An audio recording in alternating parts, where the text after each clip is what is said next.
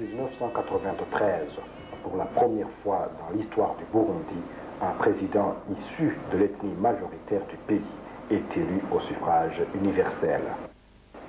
Les élections présidentielles et législatives se sont déroulées sous la supervision de la communauté internationale et particulièrement sous la houlette du célèbre NDI, le National Democratic Institute. Le président Dadaye, Melchior, sort largement vainqueur de ces élections et est investi le 10 juillet 1993 en présence de plusieurs chefs d'État et de délégations étrangères. Le major Pierre Buyoya passe son bâton de commandement à son successeur élu qui devient le commandant en chef des forces armées burundaises.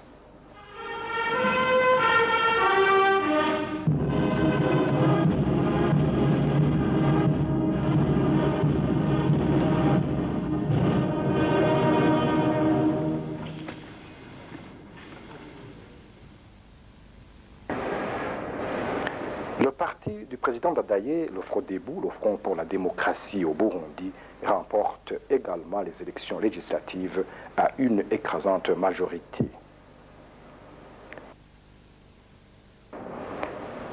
Octobre 1993, moins de 4 mois après ces élections, un désastre s'abat sur le pays.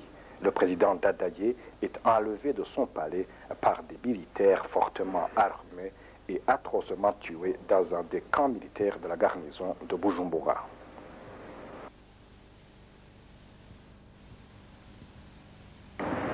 Ses proches collaborateurs sont également assassinés, indistinctement d'ailleurs de leur appartenance ethnique, mais très distinctement de leur appartenance politique.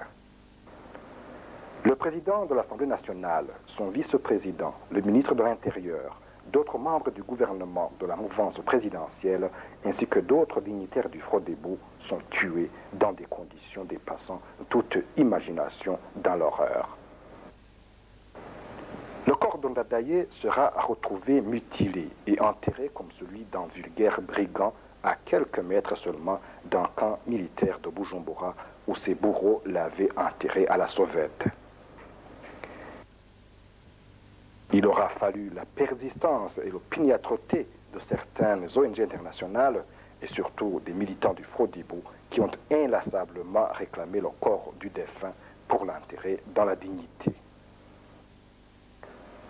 Pour le chef de l'État, major général de l'armée putschiste, la mort de Dadaye n'est nullement un drame. Le déroulement, je n'ai pas tout suivi. Le déroulement, je ne peux pas tracer le déroulement de l'affaire. Mais ce que je peux vous dire, c'est que dans cette nuit, le Burundi a perdu un président, a perdu les plus proches collaborateurs du président. Et en même temps, le lendemain, le peuple burundais a perdu beaucoup de sa population.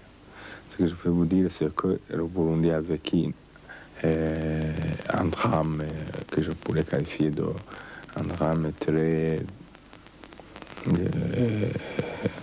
un drame, je dirais, un drame, c'est peut-être un mot très fort, on ne peut pas la qualifier, c'est un drame très fort que le Burundi n'avait jamais vécu.